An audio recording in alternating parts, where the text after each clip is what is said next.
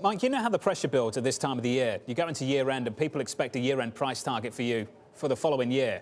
How difficult is it to deliver one of those right now, given everything you've just said? Well, as we like to say, it's easier to forecast the future the further you go out than it is the near term. So 1 year is difficult. 7 years is the easiest period. But 1 year is easier than next month. So, we're going to do our usual process. I don't see a whole lot of changes, quite frankly, in what we've been talking about on a 12-month horizon basis, the risk reward, at the index level is not particularly great. We see some great opportunities in individual stocks and in individual sectors. I mean, one thing that's going on and has been going on for a while is the bifurcation in valuation is still dramatic. You look at the valuation of the banks and energy, for example, versus, long duration growth stocks, it's never been wider. And there's a reason for that, right? We're in financial repression. And so we'll see if that continues. Once again, our job as strategists and analysts is to find the best risk reward opportunities. We think there's some good ones out there, and we think there's going to be some pretty bad ones next year. Mike, we've worked through some of these issues together through much of this year. And from my perspective, you've really nailed the correction, the rolling correction we've seen from, say, the middle of March, the small caps, and out from there. Where perhaps you've struggled is just what's happened at the index level. Mike, you've talked about that 10 to 20% correction at the index level. Can you help me through that? How well you've called beneath the surface of the index and the struggle perhaps for the index level correction that hasn't quite materialized?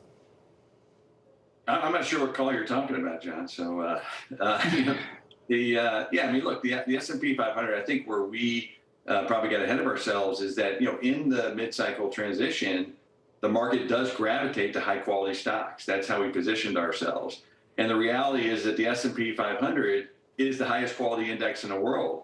So we think that this has been, delayed here most recently. We got a 6% correction in September, big deal. It's not even worth talking about. We still think there is a larger correction in front of us, probably as we go into early next year at the index level, because that's the way the mid-cycle transition ends. It ends with a correction in the highest quality parts of the market. We'll see how it plays out. I'm not so focused on that at the moment. I'm more focused on the internals of the market, trying to make money within the market as opposed to the index. Yeah, I want to be really clear here. This is not about being snarky or calling someone out. This is really, really hard right now, Mike, to get these calls and to see them develop. You talked about gaining some confidence that the correction could be bigger than 10%. That was a few weeks ago, Mike. I just want to understand the latest update to your thinking as things evolve right now on the screen, what you're learning through the price action. Absolutely. And John, I was teasing back there. I mean, absolutely correct to call us out. It has not been a good view on the level of the S&P, and we own that. So, look, I think that the fire and ice narrative that we've laid out, the fire scenario has played out. While Greg is right, the Fed's not going to do anything crazy. They are tightening. They are tapering asset purchases, and for financial assets, that's going to have a headwind for valuations. That's the fire outcome we always get at this stage of a recovery. Usually results in about a 20% reduction in PEs. Okay, now earnings offset some of that, and you usually get about a 10% correction. Check the box on that. We got a 6% correction, 7% in the NASDAQ. I think we checked the box on that, and we're making progress on the fire scenario. The ICE scenario is really that we think there's going to be a greater slowdown in growth next year from an earnings standpoint than what the consensus is modeling.